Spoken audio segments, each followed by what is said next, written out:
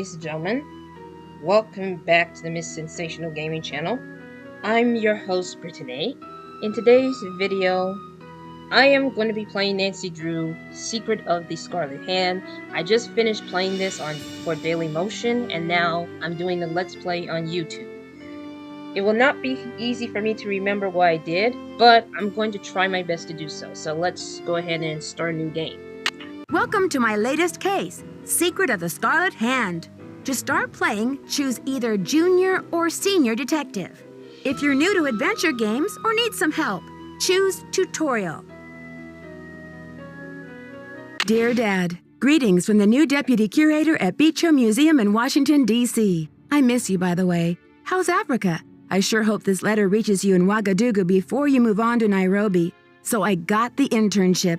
Your old friend Franklin Rose was awfully nice to submit my name to the rest of the members of the museum's board of directors. What an opportunity while I'm in between cases. As you probably know, the museum specializes in ancient Maya culture. My supervisor is going to be Joanna Riggs, a well-known archaeologist. Maybe you've seen her name in the news recently, in conjunction with the discovery of a strange Maya monolith. Apparently, it's created quite a buzz among experts in the field. Well, Beach Hill plans to feature the monolith in an upcoming exhibition. Just imagine, this artifact has been buried for hundreds of years, and now it's going to be unveiled to the public for the first time. The museum is short-staffed at the moment, and they're expecting such a huge turnout that they've closed their doors to prepare. I can hardly wait to dig into this exciting project and learn how archaeologists and historians solve the mysteries of ancient cultures. I'll keep you posted. Love, Nancy. Nancy Drew, I presume. I'm Joanna Riggs. Welcome to Beach Hill. I was just checking the lock on this display case. This is one of the museum's most treasured pieces, a carving of King Pakal. Who was King Pakal? Pakal assumed the throne at age 12. Can you imagine? That was 615 A.D. He ruled for 68 years at the height of the Maya civilization. Is that jade? Yes, the Maya loved jade and used it for many of their carvings. There isn't another piece like this in the world, and it's priceless, which means I practically had to sell my own grandmother to get it. How did the museum acquire it? Leave it to Taylor Sinclair. He's a wizard when it comes to these deals. You'll meet him later. Now then, Nancy, you're coming on board at a critical time for Beach Hill. An exhibit of this caliber is not kid stuff. Franklin Rose assures me you're a real trooper, and I hope he's right because I'm not here to babysit. I don't care who your father is. Well, that won't be an issue. If there's one thing I've learned from my father, it's the value of hard work. Just tell me where to start. There's a list of tasks for you in the lab. Once you've knocked those off, we'll regroup. Where's the rest of the staff around here? We've had to make some, budget cutbacks, so we'll be relying heavily on our volunteer staff. Namely, you. Besides Henrik and me, the only people who will be around to pester you are Taylor Sinclair, my ace art dealer, and Alejandro Del Rio, attaché to the Mexican consulate and executive thorn in my side. I wonder why. Tell me more about the exhibit. In addition to our permanent collection, we're borrowing rare pieces from museums and private collectors around the world. Soon we'll be sitting on the most fabulous collection of Maya artifacts ever assembled in one place. And now that we've scored the monolith, too, Beach Hill sera numero uno.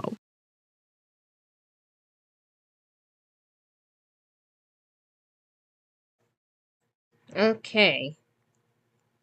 Was the monolith excavated in Mexico? Yes, a hot young team of archaeologists, Americans and Mexicans both, dug it out of a cave near Palenque. Every curator from here to Siberia was trying to get a hold of it, but I'm the one who closed the deal. Interesting. What does this monolith look like? It's a massive pillar of stone, nearly 1,500 years old, with Maya glyphs carved into it. We've installed it in the garden. Wait until you see it. Could you explain what a glyph is? A glyph, as in hieroglyphic, is a picture that represents a word or an idea. Henrik is the human encyclopedia on the subject.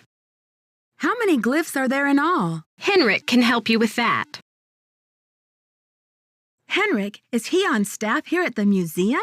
Henrik Vanderheun, world-renowned expert in Maya hieroglyphics. He's the latest addition to the Beach Hill Brain Trust. I told him I don't even want to see his pointy Vander head till he's got a translation on that monolith. Thanks for the orientation, Joanna. I'll talk to you later. Bye! So there's a lot of talking and explaining about this whole thing. So right now you get to look at certain things, like this statue right here. And you can look at this statue here. And also this statue right over here. And that's technically it. You can also look at these.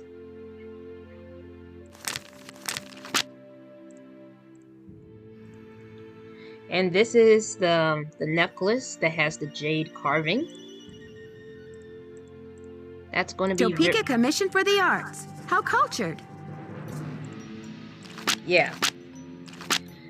That's going to be important later. Not of what Nancy said, but the jade carving. Alright, so over here we got something. This is the map to the museum. We have the rotunda, the exhibit hall, the temple, and the garden.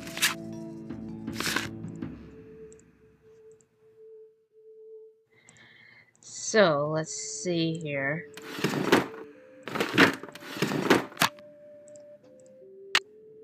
We're going to grab this.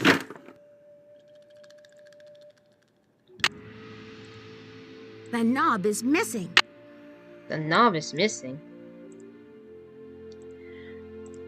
I'm trying to remember what it is that I did. Well, anyways, we definitely need the headset just to get this done. But right now, let's go to the laboratory because we have some tasks to do. One of the tasks is to basically do certain things right here. We're going to do this one first because you'll see why.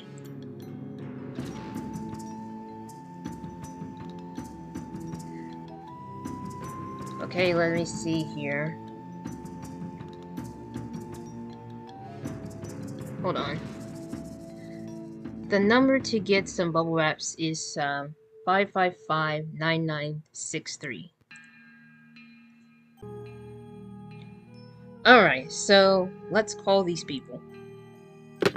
You have no voicemail. Press 9 for an outside line. And I'm trying to remember what the number is, because I keep forgetting.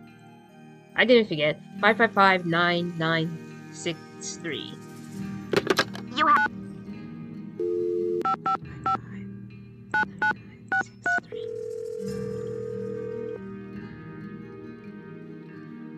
Silvio's curatorial bonanza.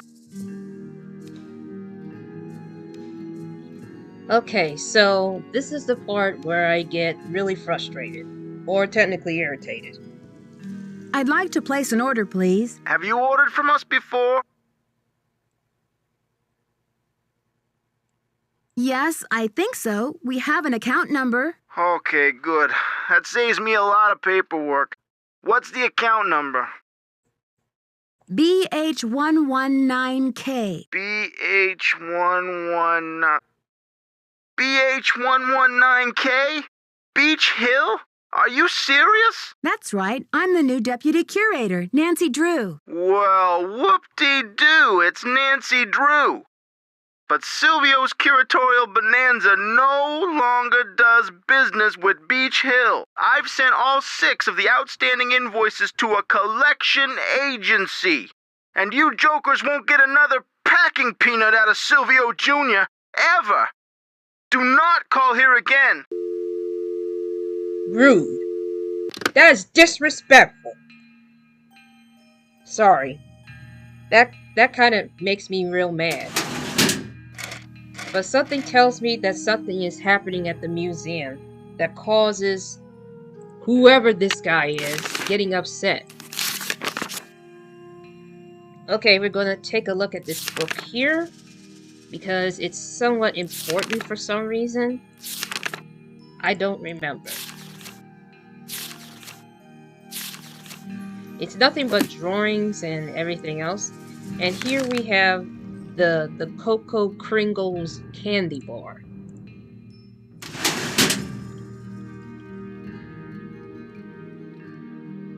And obviously that's all we can show. But we can cross that out of the list. Even though we order it, but for some reason we are no longer business with these people. And I find it disrespectful for this man said, "Don't ever call here again." It makes me so mad. But let's clear our heads and get rid of our anger and talk to this guy. You must be Nancy, the new deputy curator. I'm Henrik Vanderheun. Pleased to meet you. What are you working on? Just some light housekeeping. Why are you wearing that mask? Oh, these dusty old artifacts are murder on my allergies. Anyway, what can I do for you? Let's see, what...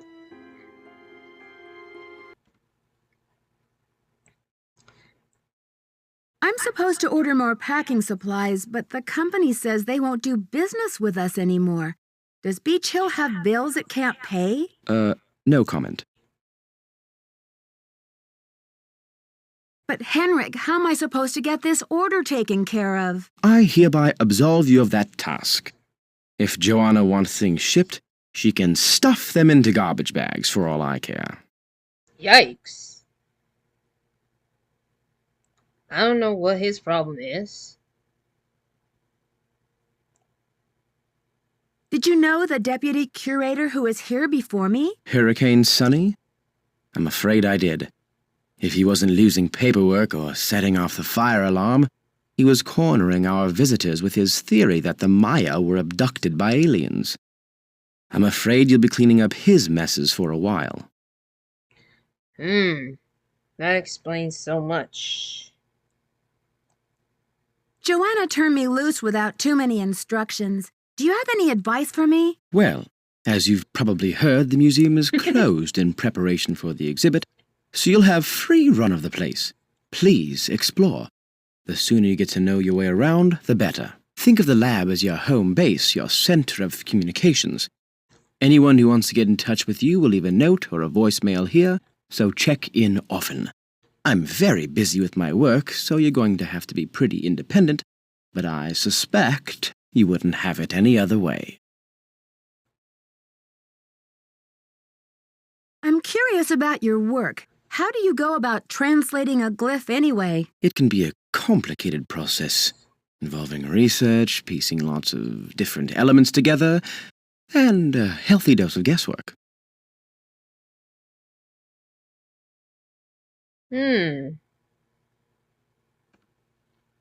So there isn't a definitive dictionary of Maya glyphs where you can look things up? Oh, I'm afraid not. You see, glyphs are so intricate and full of subtleties that multiple meanings may be embedded in a single glyph. So 3 distinct-looking glyphs may all translate to mean sunshine, roughly, but with different nuances. There is so much we still don't know. Lucky for me, I guess, or I'd be out of a job. Yikes. See you around, Henrik. That will be fine. Okay, so the next task that we need to do is we need to fix this thing here. But but the piece of the pottery is missing. So let's see, this is what we need to do. We have to do the pottery. I think we need to get it from Alejandro. Then we got to match the recording narrations from the exhibit hall, recorder numbering exhibits, and all that stuff. Why did I have this this pin? Find it very hilarious. Then we have this place right here. And this is what we need to do to fix the recording things. You know, the one from the exhibit hall. And this is where we need to get something out, but we can't do that right now. So let's see. What am I looking for? I know there's something in this It's this one right here. We're going to get this out, and we got we got a pottery piece, which is fine. So let's see.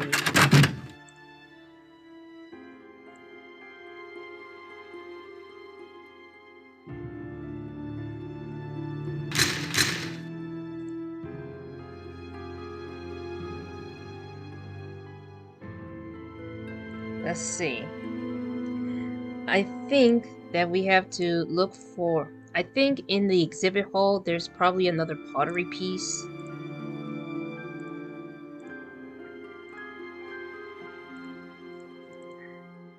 And it's somewhere right over here or something. Nah. Not that one.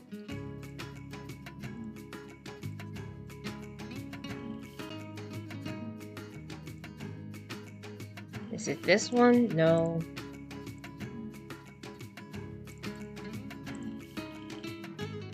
I forgot which one is it.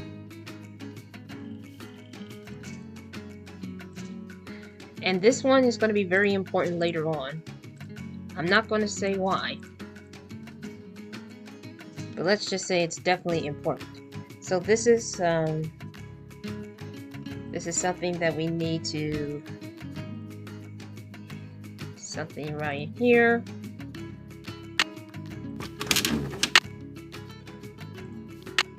We're going to pick this piece up. You're probably wondering why is that important.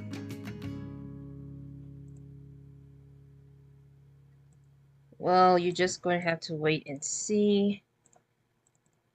We're going to go upstairs because remember that card that I picked up? That I already picked up?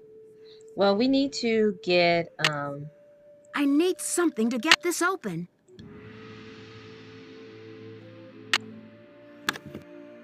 That's what I was trying to do, but something's wrong. I need something to get this open. The knob is missing. The knob is missing. How is it missing? Oh my goodness. I need something to get this open. How do I get it open? Of course, we're using the card. We're definitely going to need to get this headset because we're going to have to listen to a few things in the exhibit, which will take a long time to do. It will take a long time to do, so we're going to start over here.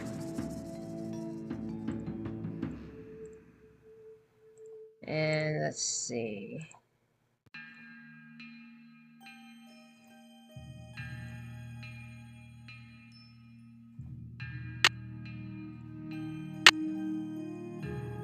And we're going to take a look over here. It's locked.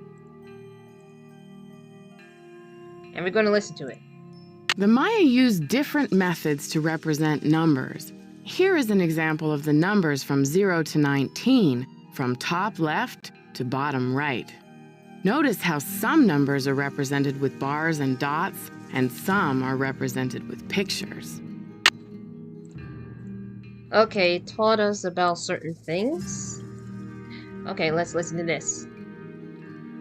Although the geographic range of Maya cities is well known, it is difficult to determine the range of Maya influence. Some experts believe the Maya may have traveled as far south as the Amazon and as far north as North America. So basically you have to check like every sign that has something to do with the auto, that gives us the auto story. And I forgot this one. Ceramic bowls, such as the one featured in this exhibit, may have been used as vessels for burnt offerings of incense or corn. This bowl was either dedicated to or used to supplicate the god of war, Balak. Okay, I forgot to listen to that part, so that was my mistake. Anyways, let's move on to the middle section. And let's see. The Maya were pantheistic, believing in many gods who ruled over different aspects of Maya life. Chak was the god of rain. Ishel, goddess of the moon, presided over childbirth and basket weaving. Ahau Kin represented the sun. Okay. Let's check this one out.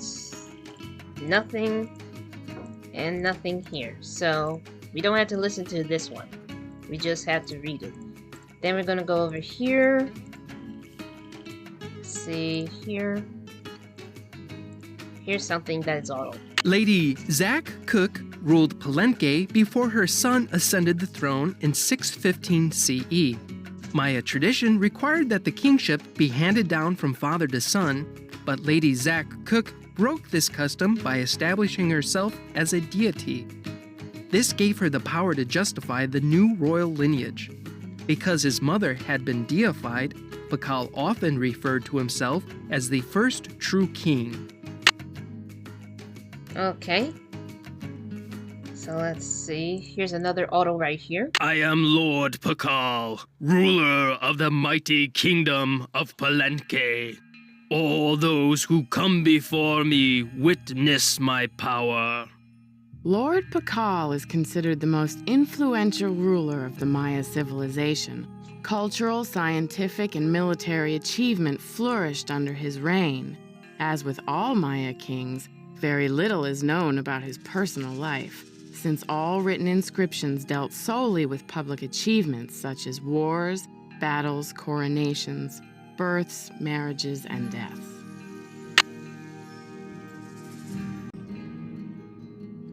So you're probably wondering, why do we have to listen through to every info, every section of the exhibit thing? Because it's going to be very important to complete this task. Although the geographic range of Maya cities is well known, it is difficult to determine the range of Maya influence. Some experts believe the Maya may have traveled as far south as the Amazon and as far north as North America.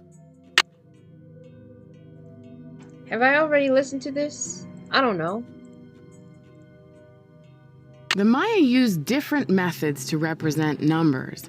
Here is an example of the numbers from 0 to 19, from top left to bottom right. Notice how some numbers are represented with bars and dots, and some are represented with pictures. I think I already listened to this. Yeah, I already listened to that section. I was supposed to go to the third and final one. That was my mistake, sorry. Maya scribes recorded the official history of the kings and queens, but very little is known about daily life in the Maya world. Although there are thousands of inscriptions found on artifacts and architecture, there are only a handful of Maya books in existence today. Okay. Here's another one. Strange supernatural creatures, sometimes called monsters, played an important role in Maya mythology. These monsters were often associated with the earth, caves, or mountains. The bicephalic monster, sometimes called the celestial or cosmic monster, may have represented the sunrise or a long journey. Okay, let's see about this. Nothing there. Let's move on to the last one. We gotta make sure that everything has something. Here's one. The date on this slab uses the Tzolk'in, or divine calendar, made up of 20 weeks each with a named day and 13 weeks each with a numerical day. The two types of weeks progress independently of each other. Okay. And now we're down to the last one. The Maya ball game was a religious activity as well as a spectator sport. Players would propel a rubber ball through a small stone hoop using their thighs, hips, and forearms. It is believed that the players were often sacrificed after a game. Interesting. Okay, so that's all the autos for this artifacts in the museum. And there's also the temple right over here, but we're not going to go there just yet. Instead, we're going to go to the shipping receiving. and we're just going to have to solve this puzzle here. But I'm going to have to save first because that's going to be the end of part 1. So stay tuned for part 2.